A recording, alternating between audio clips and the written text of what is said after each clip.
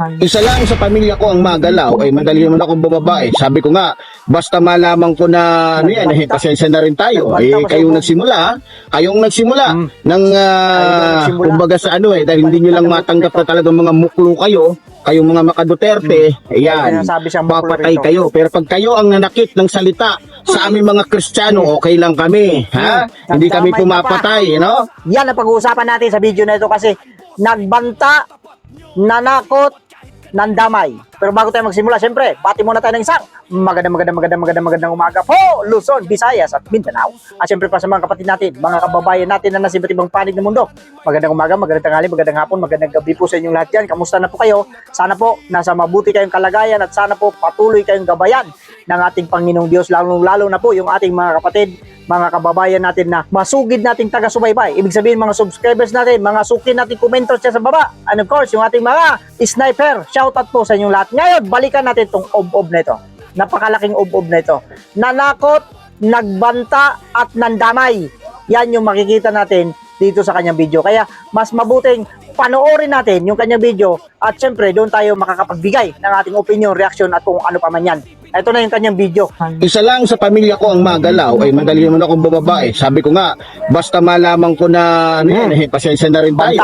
Kayong nagsimula ng kumbaga sa ano, dahil hindi nyo lang matanggap na talagang mga muklo kayo, kayong mga makaduterte, ayan, papatay kayo. Pero pag kayo ang nanakit ng salita sa aming mga Kristiyano, okay lang kami, ha? Hindi kami pumapatay, no? Dinamay na yung mga Kristiyano. Yan naman ugali talaga ng mga muklo Kaya nga akala nila dahil nga sa sila ay ugaling kriminal, akala nila talaga kinakatakutan na sila. Doon sa mga Kristiyano, huwag po tayong matatakot sa mga yan. Huwag tayong matatakot sa mga yan. Kaya nga maabuso yung mga yan. Dahil akala nila sila na lang talaga yung matapang dahil pumapatay sila Ulitin ko, tayong mga Kristiyano, magkaisa tayo. Ikaw lang, mag-isa ka. Naapihin tayo ng mga Muslim na yan. Apihin tayo, na ikaw mga lang. muklo, Ikaw na lang mga Duterte. Harapin mo. O yan, napanood natin yung sinasabi nitong ubob na ito. Nandamay, nagbanta, at nanakot pa. Hindi po ba? Yung pananakot at pagbabanta, isa lang yon. Magkaibang salita, pero isang ibig sabihin. Pero yung sasabihin niyang, tayong mga Kristiyano, huwag tayo patatakot dyan sa mga Muslim. Iba na yon. Suluhin mong obob ka. Ikaw lang may gawa niyan. Ngayon natatakot ka na. Idadamay mo na kami mga Kristiyano. O, nung naghamon ka, sinolo mo. Ngayon, pumalag na yung mga Muslim, dadamay mo na lahat ng Kristiyano. Kayo na lang, magsama-sama kayo, mag-isa ninyo. Kayong lahat ng mga vloggers ng mga PBBM, yan ang dapat sabihan mo, hindi kami kasali dyan, obob ka ba? Laban mo yan. Kung gaano katalim yung dila mong obob ka, dapat ganyan ka rin katapang na humarap. Diba, tinawag mo muklo. May binabanggit siyang muklo rito Sino ba yung mga muklo na tinawag niya? Yung mga tausog, na mga pro-Duterte, mga DDS. Yun yung tinawag niya mga muklo. Ang problema, nagkalat niya sa social media. Itong mga muklo na sinasabi niya na hinahanap ka na, boy. Yari ka, boy. Yari ka. May naghahanap pa sa'yo ito. Ipapakita ko sa yung video. International Army na ito naghahanap sa'yo. Ayan, panoorin ninyo. Di ba? Ayan hinahanap ka na. Hinahanap ka na kaya magtago ka hanggat gusto mo. Kasi ginamit mo yung salitang army. Yung uniforme, bawal yun. Doon sa nakaraan nating video, bawal yun. Yung pagsuot, bawal na. Ginamit mo pa. Mayroon ka pang binanggit doon na siuhin mo mukha mo. Yan ang sinasabi natin dito. Ang problema, sa sobrang kayabangan nito, manang-mana ito doon sa kanyang amo, doon sa Malacanang, yung babae doon. Hindi na nga humingi ng paumanhin, hindi na nga humingi ng apology sa mga maestra, mga teachers. Matigas talaga. Anong nangyari? May bali-balita sa social media na yung teacher pa yung humingi ng sorry sa kanya. Akalain ninyo? Kung hindi man ng mga eto, manang-mana ito sa kanyang amo. Pinagmamalaki niya lagi, di ba dyan? PBBM. Di ba? Ang yabang magsalita ngayon, dinadamay na yung mga Kristiyano. Laban mo lang yun, boy, kung Kristiyano ka, ikaw mag-isa. Or, isama mo yung mga ob-ob ng mga kasamahan mo. Bayaran! Kayong mga bayaran, kayo dapat humarap dyan sa mga taong naghahanap sa inyo. Kasi sabi niya, kayo ang nagsimula ng gulo. Ikaw ang nagsimulang ob-ob ka. Kung hindi mo naintindihan, ob-ob ka kasi kaya hindi mo alam yan. Ngayon, may post ito kung gaano kayabang ito, nag-post sa Facebook. Basahin natin kung ano yung post niya sa Facebook para malaman natin. Ito yun. 3 hours ago, Epipanyo Labrador. Mga kababayan, huwag kayong maniwala sa mga fake news. Huwag daw maniwala sa fake news. Paano? Isa ka rin. Ng kalaban. Hindi po ako nag-deactivate ng Facebook account. Hindi raw siya nag-deactivate. Tingnan natin kung bakit. Tayo po ay nasuspended.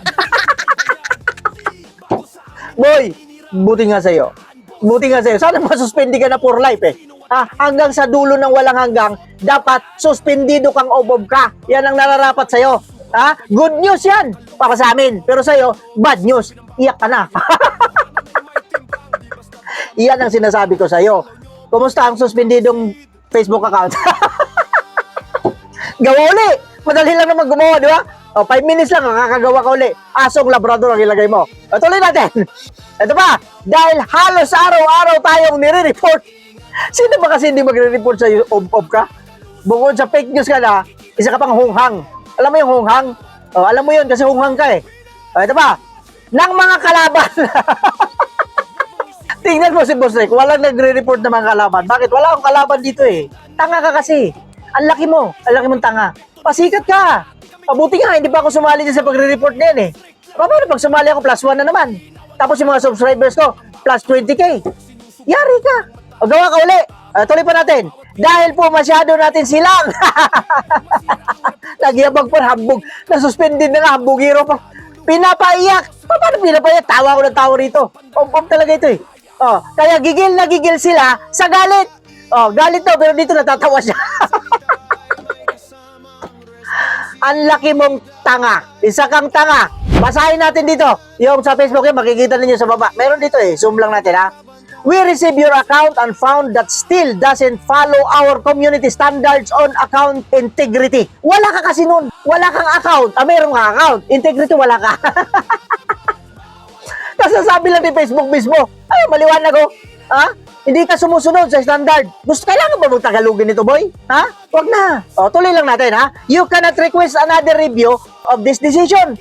Naku, wala na. Last na, boy. Wala na talaga. Last chance mo na yon. Wala ka ng pag-asa. Wala ka ng kapag-asa. Buti pa yung naghiwalay na mag-jowa, may pag-asa. Ikaw, wala na. Ganon kasaklap ang ginawa mo. Bombom ka kasi. Meron pa rito. Gusto mo, ulitin ko? You cannot request another review for this decision. Ano ibig sabihin nun? Kahit anong gawin mo, boy, wala na eh. Sarado na. Di ka na pwede mag-request. Doon ka na lang mag-request sa radio station. Meron pa dito To learn more about the reasons we disable accounts, visit the community standard. Yung pumunta ka sa community standard. Ang gawin mo, maglinis ka as community. Ang problema, ang lawak ng bukirin na lilinisin mo. Kidding aside, sinasabi natin to, pinapatawa lang natin yung mga kababayan natin, yung mga boss natin dito, yung mga manonood natin. Kasi nga dahil sa kagagawan mo, ang ibig sabihin nito, isa lang, kung naintindihan mo.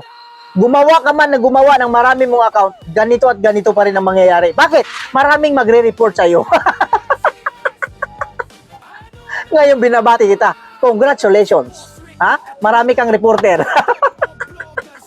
Mga kapatid, mga barangay, mga boss, kayo po, anong masasabi ninyo dito? Tungkol dito sa video na napanood natin. Ganun kambog, ganun kayabang, nasuspended naman yung account dito. Malamang gagawa ito ng another account. Pero ang problema dyan kahit 1 milyon pa gumawa ito ng account, walang mangyayari, olas pa rin ito. Mga kapatid, mga kababayan at mga boss, with that, kagaya na sinasabi natin dito, uy, kung bago pa lang kayo sa channel na ito, ayan, kanina pa yung blink ng blink dyan, yung kulay pula. Pindutin nyo na yan para mas marami, mas masaya. Kagaya na sinasabi natin dito, mag-ingat po tayong lahat, wala lang sa mga tao, mga tao, mga tao, mga tao, mga tao, mga tao, mga tao, mga tao, mga tao, mga tao. Congratulations, account suspended. Pilipinas, ano na?